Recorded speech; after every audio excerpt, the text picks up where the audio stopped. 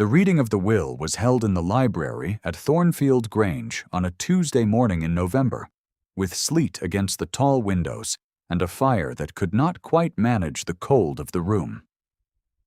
Miss Cecily Vane stood at the back of the assembled company. Near the door, as she had stood at the back of most rooms in that house for the 7 years since her father had brought her there as his second wife's niece, a dependent made convenient and then made invisible.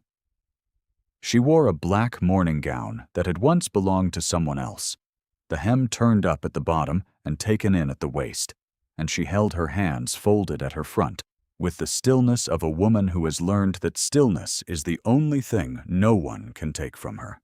Mr. Parrish, the solicitor from York, unfolded the document with the practiced care of a man who had delivered many unwelcome verdicts. His spectacles were fogged from the cold. He read the date aloud, and then the title, and then the name of the testator. And Cecily heard her uncle's full name spoken for the last time in that house, with a grief she had not expected. Because Sir Edmund Vane had not been a warm man or an attentive one, but he had been, in his distant and distracted fashion, genuinely kind to her. Kinder than his wife, considerably kinder than his wife's sister, Mrs. Dorothea Hartwell, who sat now in the chair closest to the fire with her back very straight and her hands folded precisely like Cecily's own, in an imitation of composure that Cecily recognized as calculation. The will, as read by Mr. Parrish, left the estate of Thornfield Grange, its contents, its lands, its income, and the guardianship of Sir Edmund's only child, a boy of 9 named Philip, to Mrs. Dorothea Hartwell, to administer until such time as the boy came of age. It left Cecily £100 and a trunk of books that had belonged to her father. Cecily did not move. She heard the fire shift. She heard Philip, seated between the footman and the housekeeper who loved him, draw a small sharp breath that was not quite a question. She heard Mrs. Hartwell's exhalation, soft and satisfied, the sound of a woman whose expectations had been confirmed. What she did not hear was the expression on the face of the man who had arrived that morning from London, and who now stood near the window, not seated, not introduced to her, watching the solicitor with an attention that had not relaxed since the document began. He was perhaps 33 years old, with the build of a man who worked his horses hard and dark auburn hair that had dried unevenly from the sleet. His jaw was set at an angle that was not quite suspicion and not quite recognition. His name, she would learn within the hour, was Nathaniel Ashby, Baron Ravenscroft, and he was the son of Sir Edmund's closest friend, and he had been named executor of the estate in the will Sir Edmund had written 2 years before this one. He had arrived too late for the reading. He had not known there was a second will to arrive for. He stood at the window, and he watched Mr. Parrish fold the document back along its crease, and something behind his eyes went very still. Cecily saw it. She was near the door, and therefore near the window, and she saw it. And she filed it in the place in her mind where she filed things that might matter later. A man who arrives late and says nothing, but who watches everything. A man whose stillness looked rather more like hers than like Mrs. Hartwell's. She was plain, the Thornfield household had decided, in the way that people are described as plain when what is meant is that they have not been arranged for display. She had good sense, which the household had also decided, and which was universally regarded as an inadequate substitute for beauty or fortune or connection. To the servants, she was Miss Cecily, fond and reliable. To Mrs. Hartwell, she was the ward, pronounced with the particular inflection that meant an inconvenience that had outlasted its usefulness. To Philip, who was 9 and inclined toward honesty, she was the only one who read to him properly, with all the voices. She had expected, when she rose that morning, to be poor. She had not expected to watch the estate she had helped manage for 3 years pass to a woman who had never troubled herself with the household accounts. She had also not expected the Baron. If you have ever waited for the other boot to drop, stay close. This story is about what happens when someone notices the boot was wrong to begin with. The house did not alter its rhythms for grief. Dinner was at 7, and the fires were laid, and the silver was polished. And Philip appeared in the dining room with his face freshly washed, and his eyes red at the rims in the way of children who have understood that they are not to make a scene. Mrs. Hartwell presided at the head of the table with the ease of a woman who had rehearsed the gesture. Cecily was placed 3 seats from the foot. The Baron was placed across from her, and he did not speak for the first 2 courses. And she did not speak either. And the silence between them was of a different quality than the silence around them. The silence around them was the silence of a household holding its breath. The silence between them was the silence of 2 people engaged in the same careful inventory of the same room. He handed her the salt, without being asked, midway through the soup. She had reached for it. His hand arrived half a second before hers. He did not comment on it. Neither did she. After dinner, Mrs. Hartwell arranged the company in the drawing room and spoke of the great responsibility she had accepted, the boys' welfare, the necessity of efficiency, the changes that would, regrettably, need to be made to the household staff. She said the phrase, "Of course, those who are not family must understand their position," while looking at the fireplace rather than at Cecily, with the delicacy of a woman who had perfected the art of the remark that injures, without technically naming its target. The Baron stood near the mantelpiece and said nothing. He was watching Mrs. Hartwell the way a man watches something he is trying to remember. Cecily rose to excuse herself at 9:30 and was nearly at the door when his voice reached her. "Miss Vane?" he said. She turned. He had not moved from the mantelpiece. "Good evening, my lord," she said. "Stay a moment," he said. And it was not precisely a request, and she recognized the register of it, the short declarative sentence that derived its force from certainty rather than rank. And she stayed. Mrs. Hartwell's attention sharpened perceptibly. The room adjusted itself around the new center of gravity.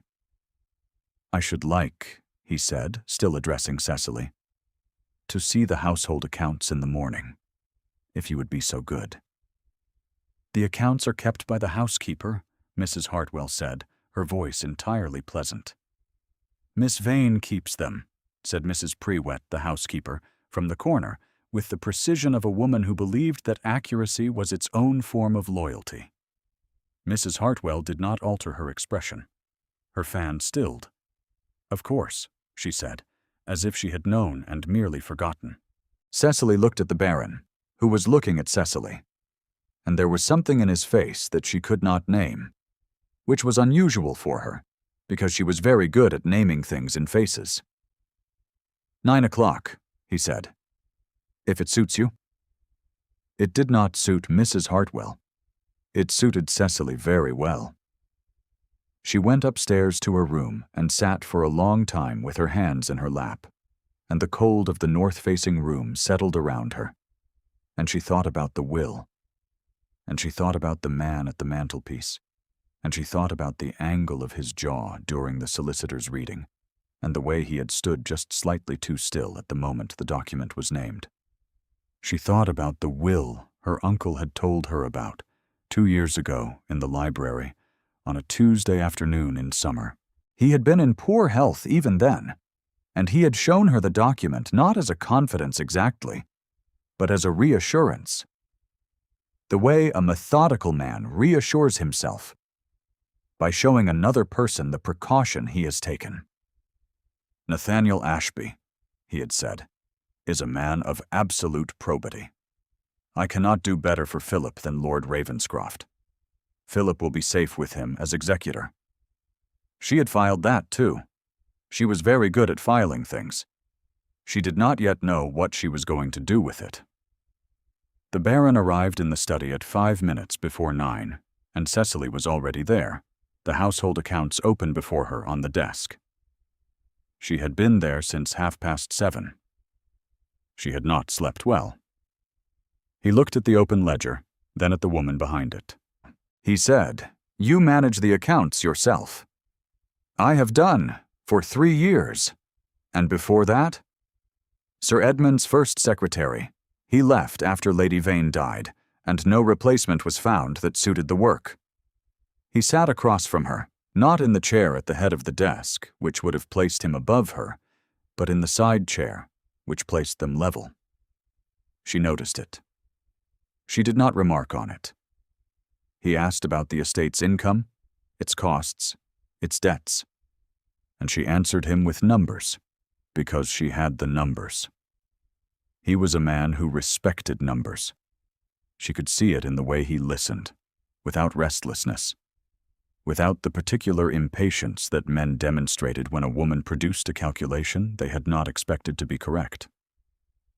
He listened, and he looked at the relevant columns when she pointed to them, and he did not look at her face more than was necessary. He was looking at her face considerably more than was necessary. "The will Sir Edmund showed me," he said at last, as if the sentence had been waiting under everything else and had finally decided to surface. "Named me executor and left the estate in trust for Philip with income administered quarterly. I have the date of it. The document read yesterday predates mine by 8 months. She set down her pen. "And yet it was witnessed and sealed." "And yet?" he said. "It was witnessed and sealed." The fire was quiet. Outside the window the sleet had stopped, and the grounds lay under a thin, pale sky. "What do you intend to do?" she said. "Establish the truth of it," he said, and the words were so level and so certain that she felt the weight of them in her chest. "What do you know?" She had filed so many things. She did not know yet which of them would serve. She told him what she knew. The household had altered by the end of that week in ways a stranger would not have noticed, but that Cecily noticed in the way she noticed everything, by catalogue and comparison. Mrs. Hartwell took her meals now with the particular composure of a woman who was being very careful about what she said. Her lady's maid, a young woman named Fawkes, who was rather too quick and rather too attentive to be purely decorative, began appearing in parts of the house that did not require her presence. Philip was permitted to spend his afternoons in the stables on the condition that he report his movements to Mrs. Hartwell when he returned, a condition that Philip, who was 9, accepted with less suspicion than Cecily felt was warranted. The Baron met with the solicitor Mr. Parrish privately on Thursday afternoon. He met with Mr. Parrish's clerk on Friday morning. On Friday afternoon, he appeared in the kitchen passage where Cecily was returning a set of keys to the housekeeper's board and said, without preamble, "Walk with me." And she walked with him. The grounds in November were gray and flat, the lawn still damp with the weak sleet, the trees stripped. They walked at a proper distance, his hands behind his back, and he told her what Mr. Parrish's clerk had confirmed after some persuasion and a quiet assurance of immunity. The second will had been brought to the York office, not by Sir Edmund himself, but by Mrs. Hartwell. The witnesses named in the document were 2 men from the village who had later been employed in profitable capacities by Mrs. Hartwell's own business arrangements. Sir Edmund's signature, the clerk believed, was not forged in the crude sense. The document had been brought to Sir Edmund in his final weeks of illness, when he was very weak and the light in his room was poor, and he had signed where he was told to sign. He had believed he was signing a codicil to the account his solicitor had prepared for his coal rights. He had not read it. He could not, at that point, have read it without assistance. Cecily walked and did not speak for a long moment. The cold came through her mantle in the places it had worn thin. "Philip," she said at last. "Philip is Sir Edmund's heir," he said. "The question is whether that heir is administered by the woman who engineered the document or by the executor his father actually chose. And what will make the difference?" He stopped walking. She stopped 2 steps later and turned to look at him. His face in the pale November light was very still. "The original will," he said. "My solicitor in London drafted it. He has the copy. What is required is a chance reaction that sets aside the second document on grounds of undue influence over a testator no longer capable of rational consent. That will take time. Yes? And in the meantime, Mrs. Hartwell administers the estate. Yes?" She looked at him, and he looked at her, and neither of them said the obvious thing, which was that during that time a great deal could be arranged or dismantled or removed. During that time, Philip could be sent to a school of Mrs. Hartwell's choosing, and certain ledgers could be adjusted, and a young woman with £100 and a trunk of books could be asked, very politely, to remove herself. "What do you need?" she said. He looked at her for a moment longer than the question required. The gray light caught the auburn in his hair. His jaw was set at that angle again, the one she had filed on the first morning, the one she did not have a name for. "I need to know this house," he said. "Everything you know. The people, the history, the arrangements, the things no solicitor's clerk will think to ask about." She had been keeping that catalog for 7 years. She had kept it the way certain women keep things that no one has asked them to keep, out of the knowledge that the day might come when keeping them would matter. "Then you had better stay," she said. He stayed. He was not a comfortable man to have in a house. He was thorough in the way of a person who has learned through experience that the detail overlooked in haste becomes the problem that cannot be corrected later. And his thoroughness disturbed the household's composure in ways that Mrs. Hartwell felt acutely and demonstrated through the very precise pleasantness of a woman who is choosing her battles.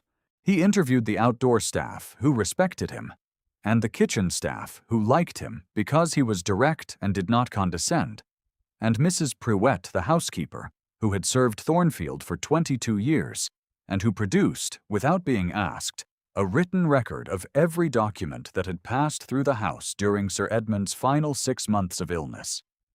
Mrs. Pruett had kept that record for the same reason Cecily had kept her catalogue, because she had known that the day might come. Cecily began to understand that she had not been as alone in this house as she had believed. She and the Baron worked in the evenings, in the study, with the door open in deference to propriety, and the fire managed because neither of them noticed cold when the work was pressing. He read. She remembered. He asked questions that were precise and without sentiment, and she answered them in kind, and sometimes he asked the wrong question for what he needed, and she redirected him without ceremony, and he accepted the redirection without remark, which she found was rarer than it should have been. One evening, late in the second week, she was reaching across the desk for the ledger of staff wages when he said, without looking up from the document he was reading, "You knew him well." "Sir Edmund." "Well enough," she said. "He spoke of you. In his letters. He said you were the most capable person in the house, and that he had entirely failed to make use of it." She took the ledger and did not look at him. Her face was warm, which the fire did not entirely account for. "He was not wrong about the first part," she said. He looked up then, and she was not ready for it, the directness of it, the way he looked at a person, the way he read a document, with his whole attention. "No," he said. "He was not." She set the ledger down with more precision than it required. It was in the third week that Mrs. Hartwell made her move. Cecily had anticipated something. She had not anticipated the particular angle of it, which was instructive and which she filed. Mrs. Hartwell came to Cecily's room in the morning, before the household was fully assembled, and she sat in the chair by the window with the posture of a woman extending a courtesy. And she said, in a voice that was warm and careful, that she had been thinking about Cecily's situation, about the difficulty of a young woman of modest means in uncertain circumstances, and that she had a friend in Bath, a lady of some standing, who needed a companion, and that the position would be comfortable, and the salary would be more than the £100 the will had provided, and that it was. She hoped Cecily would agree. A very practical arrangement for everyone involved. Bath was 6 days from Thornfield by coach. Bath would remove Cecily from the study, and from the evenings, and from 7 years of filed catalogue. "How kind," Cecily said. "I thought you would see it that way," Mrs. Hartwell said. "A woman of your good sense." There it was, the second time. Good sense, as a category that contained the offer and foreclosed the refusal. The room had a name for what Cecily was. It had been using it since the first morning. She looked at Mrs. Hartwell, and she kept her hand still in her lap, and she said, with the same pleasantness, that she would need to think about it. Mrs. Hartwell smiled, with every appearance of patience, and left. Cecily walked directly to the study. The Baron was there. He looked up when she entered, which was not uncommon. He also stood, which was not required, and she noticed it, and she filed it, and did not know entirely what to do with the warmth it produced. She told him about the offer. She told him it precisely. She told him what it meant, and when it was intended to take effect, he listened with his arms crossed and his face doing the thing it did when he was solving a problem rather than feeling it. All directed attention and suppressed motion. "You are not going," he said, and it was the register of the salt and the walk, the short declarative sentence. "I am not going," she confirmed. "I wanted you to know," she had tried. He looked at her for a moment. "Is there anything else she has tried that I should know about?" She told him about the maid Fox, who had been in the passage outside the study door 3 times in the past week, at hours that had no errand to explain them. She told him about the coal rights ledger, which had been moved from its shelf and returned to a slightly different position.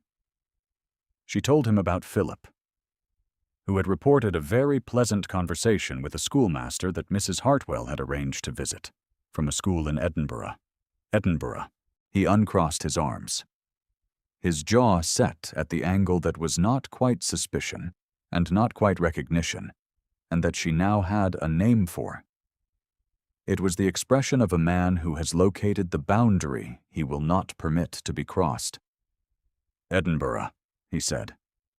"Edinburgh," she confirmed. He left the study at a pace that was not quite rapid, but that covered the ground quickly. And she stood in the study alone for a moment. And she put her hand on the cool edge of the desk. And she thought about the man who had arrived from London in the sleet, and who had handed her the salt without being asked, and who had said, "I need to know this house," with the certainty of a man who had decided something before he knew he had decided it. She thought about Philip in Edinburgh, 6 days from the only home he had ever known, in the care of strangers chosen by a woman whose interest in him was the income attached to his guardianship, and not the boy himself. She took the coal rights ledger from its shelf and carried it to the window, where the thin winter light was cleaner, and she began to read. There is a moment in every house dispute when the weight tips. Not dramatically. Not all at once, but in the way a balance shifts when the last grain of evidence settles onto the side that is already heavier. That moment came on the 23rd day, on a Thursday morning, when a letter arrived from the Baron's solicitor in London with a sworn affidavit from Sir Edmund's physician, a man named Dr. Alcott, who had attended the baronet in his final weeks, and who had noted in his professional diary that on the date the second will bore as its signing date, Sir Edmund had been incapable of sustained concentration, and that any document presented to him on that date should be regarded, in Dr. Alcott's professional estimation, as of doubtful validity. Doubtful validity. 2 words that could overturn a household. Cecily read the letter over the Baron's shoulder, which was not entirely proper, and he did not remark on her proximity, which was noted. "That is enough," he said. "For Chancery." "When?" "I leave for London tomorrow. The application must be made in person. It will be 3 weeks, perhaps 4, before the injunction can be issued." She stepped back, because she had been standing closer than was wise, and the loss of warmth was immediate and specific, and located precisely between her shoulder blades, where the cold of the room had not reached while she was reading. "And in those 3 to 4 weeks," she said, "the injunction prohibits any material alteration to the estate or the guardianship arrangements." He turned. She had stepped back far enough that he had to turn entirely to face her. "You will have the authority of my name while I am in London. I have written it this morning. Mrs. Prewett has the document." She looked at him. His face in the winter morning light was not doing the angle. It was doing the other thing, the one that appeared at the edges of evenings, after the work was finished, and before he rose from the desk, which she had been filing for 3 weeks without knowing where to put it. "That is a great deal to extend," she said. "It is the minimum necessary to keep the house intact until I return," he said. She thought about the minimum sufficient. She thought about a man who calibrated his actions to exactly what the situation required, and not a measure beyond. "Then I will be here when you return," she said. He looked at her for a moment that was longer than the sentence required. "I know," he said. He left the next morning in the sleet, and the house was quiet in the way that houses are quiet when the person who has been the center of their gravity is gone. Cecily managed the house. She managed it the way she had managed it for 3 years, which was efficiently and without drama, except that now she managed it with the document from the Baron in Mrs. Prewett's possession, and Mrs. Hartwell knew the document existed, and the household's atmosphere shifted in the way that weather shifts before a change, a tightening, and a tension that had not previously been present. Mrs. Hartwell invited Cecily to take tea. She was very pleasant at the tea. She spoke of difficulties, of complications, of the sadness of legal processes, of the toll taken on a household by uncertainty. She said, again, that she had only ever wanted what was best for Philip, and that surely Cecily could understand that whatever her own feelings on the matter, the best outcome was one that concluded without further distress. She said she had spoken with her man of business, who was of the view that a settlement, privately negotiated, might serve all parties rather better than a protracted court proceeding. She said the phrase, "a woman in your position," while looking at the fireplace. And the phrase was so similar to the one at the beginning, in the drawing room on the first evening, that Cecily felt the repetition like a chord struck deliberately, a musician returning to a motif because she knows it works. Third time. Different room. The same voice and the same inflection and the same assessment of what the category contained. Cecily set her teacup down in its saucer with the care of a woman who is deciding something while performing equanimity. The drawing room was warm. The fire was very well managed, as fires always were in rooms that Mrs. Hartwell occupied. The china was the good china, which Mrs. Hartwell had taken from the cabinet in the first week, and the tray had been laid by Fawkes rather than by the scullery girl, and the arrangement of it all was the arrangement of a woman who understood that comfort is a form of argument. Cecily looked at the fireplace, and then at Mrs. Hartwell, and then at her own hands in her lap. Cecily drank her tea and said that she appreciated the sentiment. She wrote to the Baron that evening. She described the conversation precisely. She described the phrase and the inflection and the fireplace. She did not describe what she had felt, which was the particular anger of a woman who has been correctly assessed and incorrectly dismissed, because she did not know yet how to describe that to him. She sent the letter. His reply arrived in 4 days, which was faster than the post usually managed. He wrote, "I know what she said to you, and I know what she meant by it. You are not a woman in a position. You are the person without whom this house would not be what it requires to be. Hold the ground." She read it twice. Then she read it a third time. Slowly, in the way she read things that she intended to keep. She folded it along its crease and put it in the inside pocket of her winter gown, in the place where the fabric was thickest and warmest. The injunction arrived from Chancery on the 31st day, delivered by a court officer to Mr. Parrish's office in York, and then by Mr. Parrish himself to Thornfield Grange on a cold December morning that had the specific quality of a morning that knows it is historic. It prohibited any transfer of property, any alteration to guardianship arrangements, any engagement of new staff or dismissal of existing staff pending the hearing in Chancery. Mrs. Hartwell read it in the drawing-room with Mr. Parrish standing before her, and Cecily standing 3 feet to his left, because she had been in the hall when he arrived and had not been asked to leave. Mrs. Hartwell's face did not change.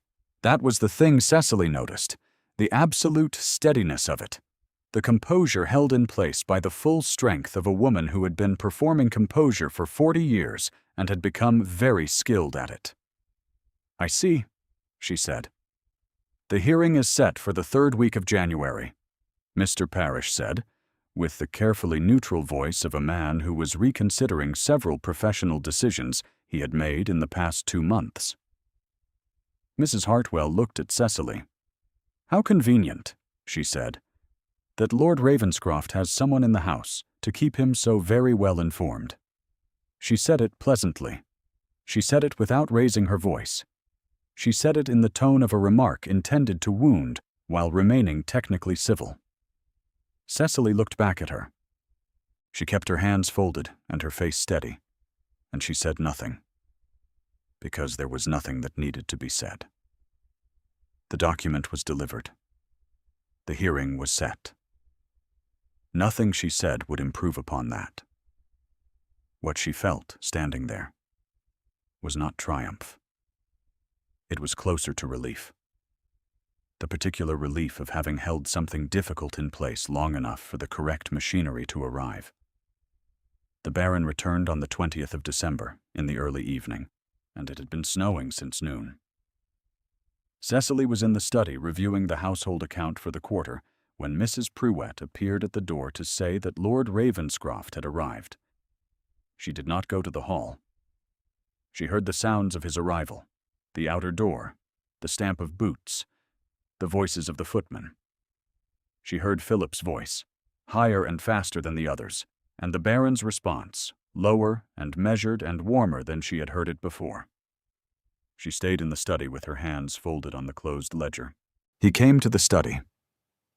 She heard his step in the corridor, which she recognized from the quality of it. The pace that covered ground efficiently, and the weight of it that was different from every other person in the house. She heard it outside the door. She heard it stop. He appeared in the doorway and looked at her, and she looked at him. And the house was very quiet between the 2 moments. He looked, when he appeared in the doorway, like a man who had been 6 days in a post-chaise in winter and had not minded it particularly. His greatcoat was dusted with snow at the shoulders. His hair was damp at the edges. He looked at her, and she looked at him, and neither of them said anything for a moment. "You held it," he said. "I held it," she said. He came into the room and sat in the side chair, the same one as the first morning, across from her and level with her. She looked at his face in the firelight, and the thing that had been living at the edges of evenings was not at the edges anymore. It was in the center of his expression, and it was directed at her with an attention that she did not think, this time, had anything to do with the ledger. Her hand rested on the closed cover of the accounts book. He put his hand over hers. He did not say anything for a moment. Neither did she. The fire settled in the grate. Somewhere in the upper floor of the house, a door closed softly, and then the house was very still. Outside the study window, the snow was falling again, or still, and the pale light of it lay across the desk and across her hands and across his. His hand was cold from the journey. Hers was warm from the fire. She felt the contrast of it with a specificity that went straight through her composure and her catalog and her 7 years of practiced stillness, the specific warmth of a hand that chose to be where it was, the specific cold of one that had come a long way through winter to arrive there. "I should like," he said, and then he stopped and started again.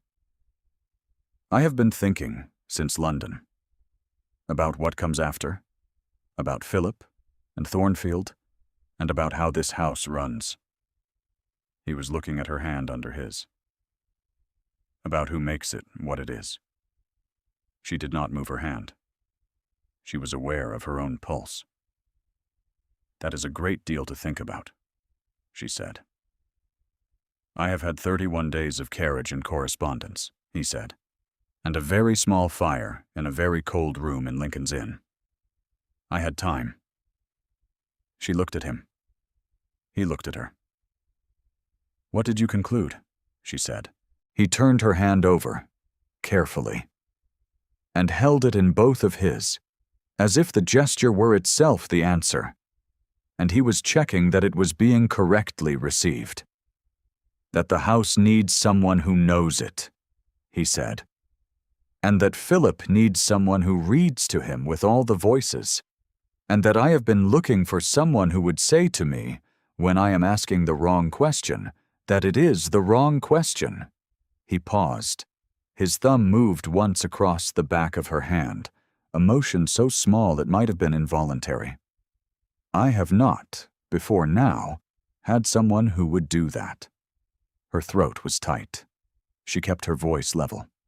"That sounds," she said, "rather like a proposal." "It is," he said, "rather like a proposal." She looked at his hands around hers and at his face above them, and she thought about the salt and the walk and the letter that said "Hold the ground," and the letter she had folded in the inside pocket of her winter gown. She thought about a man who measured his actions to exactly what the situation required and not a measure beyond, and she thought about what it meant that this was what he had measured. "Yes," she said. He looked at her for a moment, as if he was reading a document he had been waiting for, and confirming that it contained what he had been told it contained. "Yes," he said. And there was something in his face that had not been there before. The thing that had been at the edges of evenings arrived at last and fully stated. The hearing in Chancery was held in the 3rd week of January, in a room that was cold and formal and smelled of law. Mr. Parrish attended without his former complacency. Dr. Alcott gave his affidavit clearly and at length. The Baron's solicitor presented the original will with the Duke of Harrogate as a witness to its drafting, which had not been mentioned previously, and which produced a silence in the chamber that had the quality of a door opening onto a room that had been closed for a long time. Mrs. Hartwell was represented by a man who argued the second will's validity with skill and conviction and no particular success. The Chancery Court set aside the second will. Philip came of age, in the fullness of time, as the heir of Thornfield Grange under the terms his father had intended, with his estate intact and his guardianship properly administered, and the household staffed by the same people who had known him since he was 4 years old, and learning the names of the horses. Mrs. Hartwell withdrew to her own house in Bath, which she had purchased some years prior from sources that Mr. Parrish's replacement declined to examine too closely, and she received her acquaintances there, and gave herself out as a woman who had been much imposed upon. There were those in the county who believed her, because she told it well, and there were those who did not, because they had known Sir Edmund, and there were those who did not think much about it either way, because life was full, and memory was short, and there was always another season. Cecily was married to the Baron in the library at Thornfield, on a morning in late January when the snow had stopped, and the light through the tall windows was clear and cold and beautiful, the specific light of an English winter morning that carries no warmth but a particular clarity, as if the air itself had been cleaned by everything that had passed through it. Philip stood beside her in his good coat, his hair brushed flat with the seriousness of a 9-year-old at a ceremony he had decided mattered, and he held himself very still throughout the reading of the vows with the concentration of someone who had promised himself he would remember all of it. Mrs. Prewett wept, quietly, into the household handkerchief she had brought precisely because she had known she would need it, and did not try to disguise the fact because she was 22 years at Thornfield and had earned the right to weep at a proper ending. There was no elaborate occasion. There was a vicar, and 2 witnesses, and a fire that had been properly managed for once, and that held the room in warmth. The Baron said the words clearly. Cecily said them back. He put the ring on her hand, and her hand was steady, because she had learned steadiness a long time ago, and it was hers now, hers and no one else's to take. And also because the person next to her was the kind of person who made the steadiness feel less like endurance and more like choice.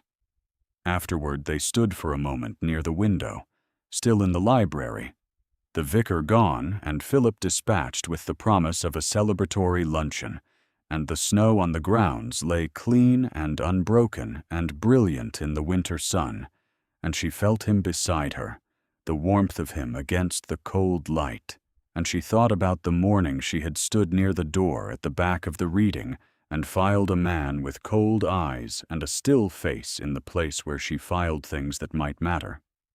He had mattered rather more than she had estimated. She took the folded letter from the inside pocket of her winter gown, where she had carried it for 6 weeks, and showed it to him. He read it, and looked at her with the expression that was no longer at the edges of anything. "I should have written that a great deal sooner," he said. "You wrote it when you could," she said. He took her hand. The morning light lay across the books on the shelves and the worn corners of the ledger on the desk, and the faded spine of the volume Philip had been reading aloud from last week, upside down on the window seat where he had left it. The snow was very bright. She was home. Thank you for staying until the end. If Cecily's story moved you, leave a comment with the moment that stayed with you, and subscribe so you do not miss what comes next.